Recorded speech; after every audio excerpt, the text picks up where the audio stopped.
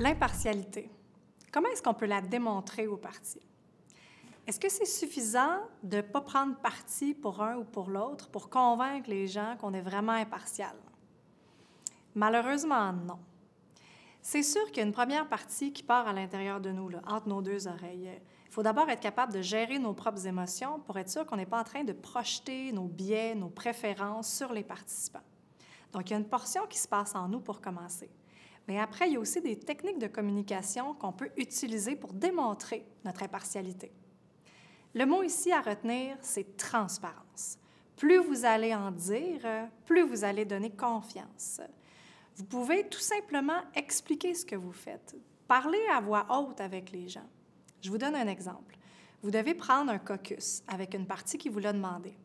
Avant de vous lever puis de partir, faites juste simplement clarifier. Je vais prendre un temps d'arrêt avec monsieur à sa demande, puis à mon retour, si vous ressentez le même besoin, on pourra faire la même chose ensemble. Présumez pas que les gens savent comment ça fonctionne, la médiation. Un autre exemple très simple, c'est l'envoi des courriels. Si vous écrivez un courriel, le plus possible, écrivez aux deux parties en même temps pour que ça soit clair.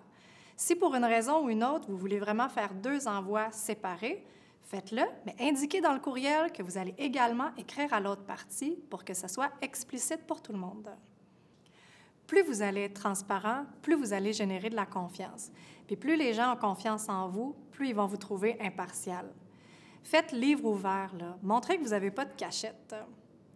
Ça peut arriver malgré vous à un moment que quelqu'un questionne votre impartialité, qu'il soit plus convaincu. Essayez pas de vous justifier, essayez pas de les convaincre, ça va empirer la situation. La meilleure chose à faire si quelqu'un doute de votre impartialité, c'est de poser des questions de clarification. Accueillez ce que la personne a à vous dire, montrez que vous avez compris, faites des reformulations, assurez-vous qu'elle est vraiment entendue.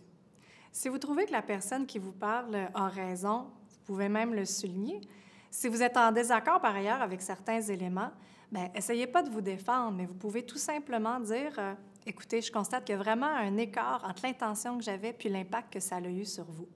Accueillez tout ça, puis vérifiez avec la personne où est-ce qu'elle est rendue à ce moment-là. Vous pourriez même poser la question carrément qu'est-ce qui me permettrait à ce moment-ci de regagner votre confiance pour la suite? L'important, c'est de leur démontrer qu'on est capable de s'ajuster à tout moment.